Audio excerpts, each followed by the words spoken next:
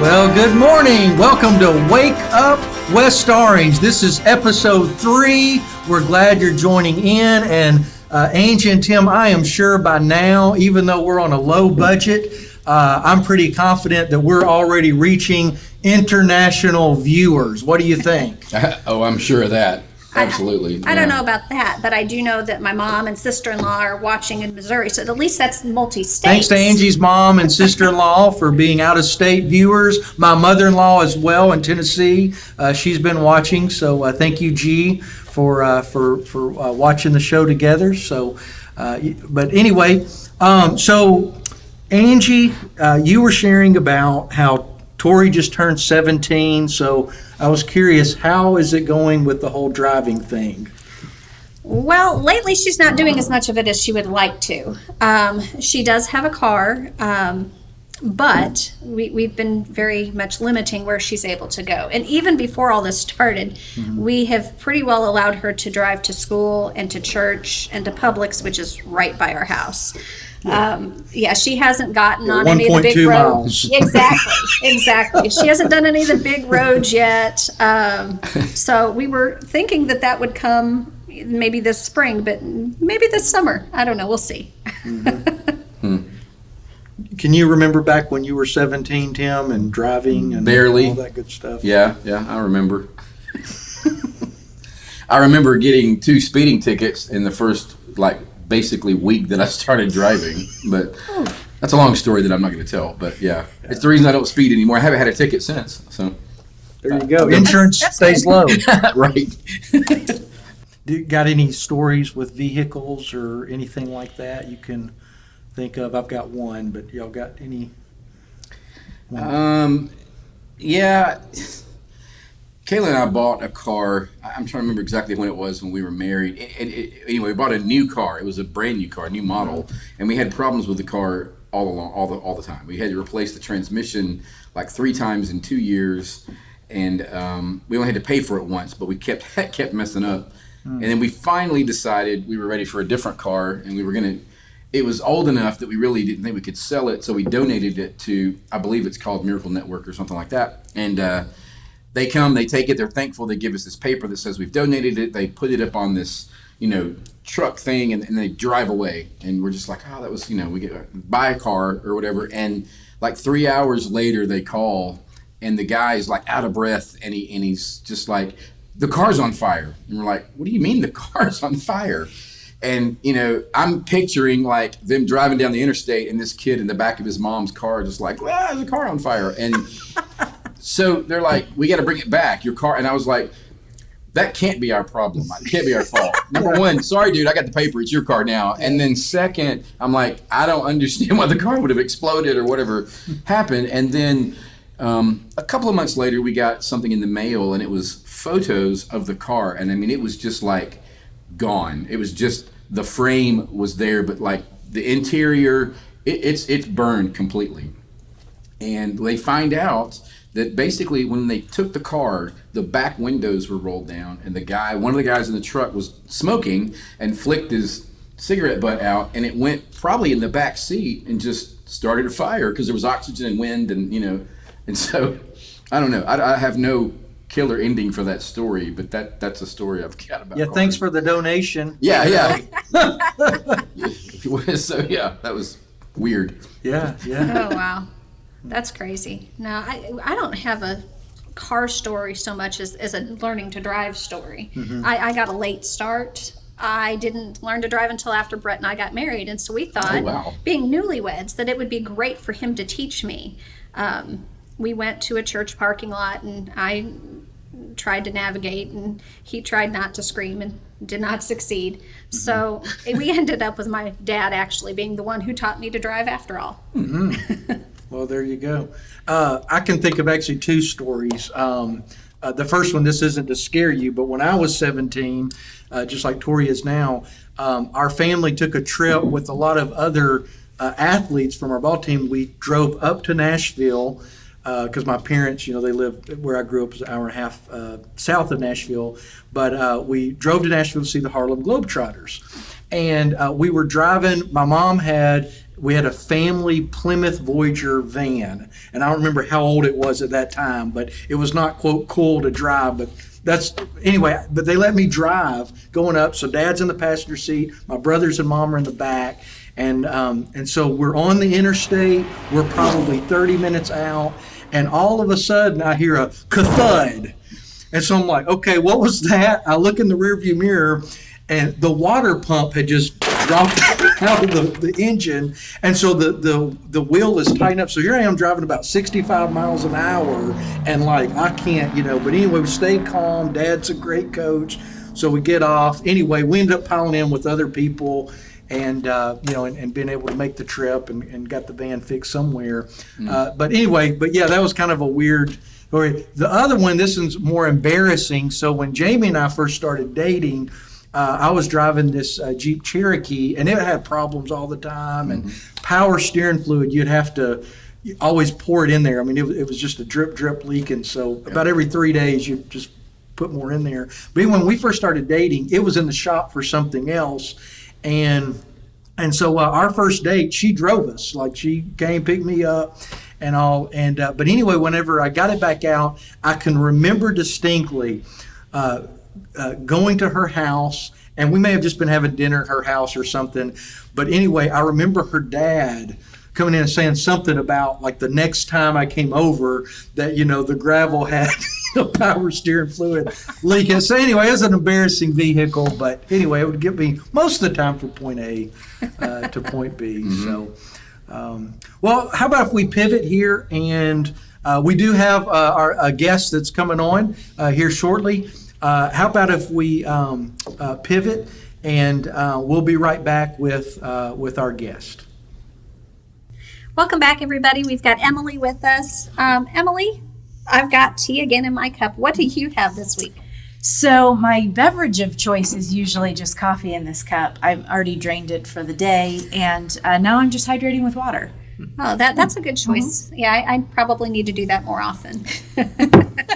And what about breakfast cereal? Do you have a favorite? My breakfast cereal favorite is, there's a Great Grains line of cereals, and they often go BOGO at Publix. So I will get either the Banana Nut Crunch, or there's one that has those like craisins in it that's delicious, and then there's a blueberry version. So we will go and get at least 2 of those when they're BOGO at Publix, and there's always at least 1 of those sitting in the pantry. All right, that sounds pretty good. Well, and you've been at West Orange for a while. How long have y'all been here? We actually moved here summer of 2012. Myron had been working a couple of years already for Disney and had been commuting, was it close to 60 miles one way from where we were, because we started out in Tampa and then we came a little bit closer on I-4. And he was looking long-term, at staying at Disney, and it just didn't make sense for our family to be so spread out like that, for him to go in one direction for work, and then a lot of my social life with the girls was back in Tampa still. And so we were spread so thin. Anyways, it was good timing because Nora, my oldest, was about to start kindergarten, and it just seemed right to go ahead and start in the schools here. And he wanted to be as close to Disney as possible.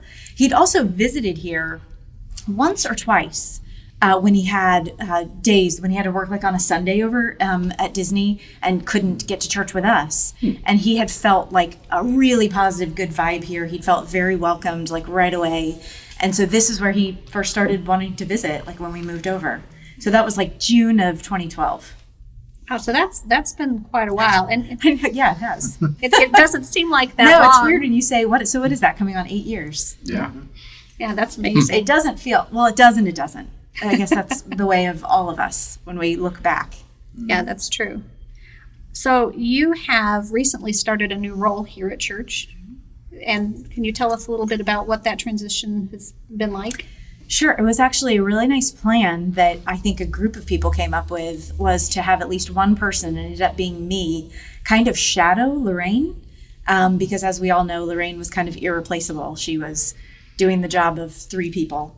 And so I started more than a year ago, coming in 3 days a week, learning pretty much everything she could teach me, and just watching what she was doing, learning all the reception duties so that at least, one person knew everything like she does. And then I moved over in August into her office full time for the hours that I'm here. And so when we let her retire at the end of the end of 19, I took over in her office completely. So I do all of the office manager is written on my sign, but nobody really needs managing. I just do the finances and make sure, all the bills are paid and run those fun year-end or month-end and year-end reports to send out to leadership and say, here's how we are and here's where we're trying to go. And I get to sit in some fun finance committee meetings as well. Because I was Yes. Yay. Sometimes long meetings. Yes. Oh, it's good times. Yeah. Well, Emily, you're doing a great job and just a great asset to our team. I guess the question I would ask is, what is something that's been pretty challenging? Obviously, you've got your other job that you do, and you're a mom as well. So, but what's one of the more challenging things? And I don't mean working with Angie, but besides that. Took the words right out of my mouth, I guess. Let's see, if it's not for Angie. It's been a little difficult going from, I loved being a stay-at-home mom. I did that for years. Then I was working just part-time only from home. Mm-hmm. And I didn't let go of any of that and also added hours here at the church building. So the difficulty has been then just balancing my time still and prioritizing my time. This is the kind of position that there are urgent things that come up. So I'll come in for just a 5-hour shift, which is not a long amount of time. And within the first hour, my entire day has shifted because something came up. Mm-hmm. And that's okay. Yeah. It's just, I'd never had a position like that before. Yeah. So dealing with some of that. And then there's a little bit of a challenge only because we're all so busy with our own things and a little bit remote and part-time with our actual office hours. Just coming together as a team and communicating has been a kind of a fun challenge that we've discussed kind of recently. There are a couple of bright spots of all of this quarantine, and one of them is that we figured out how to come together and do things like this and have weekly staff meetings via Zoom, which we'd never even thought of doing before.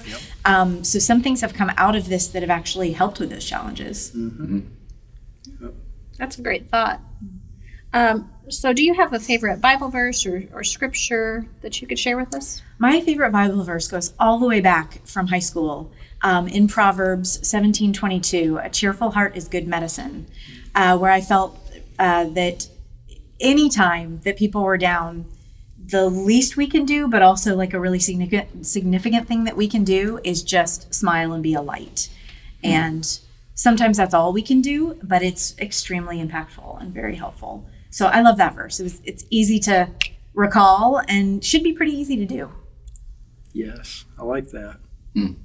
Well, you might not realize it, or maybe you do, but you exemplify that for us daily. Oh, thank you. And the only time maybe it doesn't come across that way is if you're like, "Don't come to my office, I have work to do," but you still say it so nicely that we're just like, "Thank you for kicking me out." So, it just works out. Or at least apologize later. Right, right. It just feels like a shot of medicine that makes me smile when you kick me out. So you somehow great in that shirt. Somehow you make that work. Yeah. So. Well, thank you. It's good to see you, but I'm shutting the door. Right. I'm so happy you're here. Take it out. Right. Well, but thanks for joining us for this. I think people probably learned some things about you they didn't know, or maybe it's funny that we're not a massive church, but there are people that I don't know, even in that way, that maybe people haven't quite gotten to see you. So now they know who you are. Yes. Hello. Come say hello. So thanks for joining us. Yeah. Thank you guys for having me. This was fun. Well, it was really great having Emily here. I know I enjoyed talking with her and getting to see her. I know we've really missed everybody, especially with May. May is such a time of celebrations for our church family. We have birthdays. There are 14 birthdays and 11 anniversaries. Today, Billy and Lindsay, happy anniversary. Happy anniversary, Billy and Lindsay. You're tomorrow. Chris and Carrie Bell and you are both on Friday, so that's great, right? All kinds of things to celebrate. Oh, wait a minute. Oh. Tim, you've got a day to figure it out. I love you, Kayla. Yeah, it might look a little different in our current situation. So, think hard, think fast. Mm-hmm. Yeah. Well, hopefully we will be able to be together soon. We've even talked, of course, about this being our 90th year as a church family, and our plan was to celebrate that early in the summer with a big meal or something. So now we're probably kicking that to the fall. So. I really thought we were going to make it without that. I was just like, oh, he's not going to say it, but pushing it. Maybe we're moving it forward. Yeah, and then we'll kick it. Okay. So on that note, it's great that I'm glad y'all joined us, and we can't wait to see you again next time. And we hope you have a great week, rest of the week.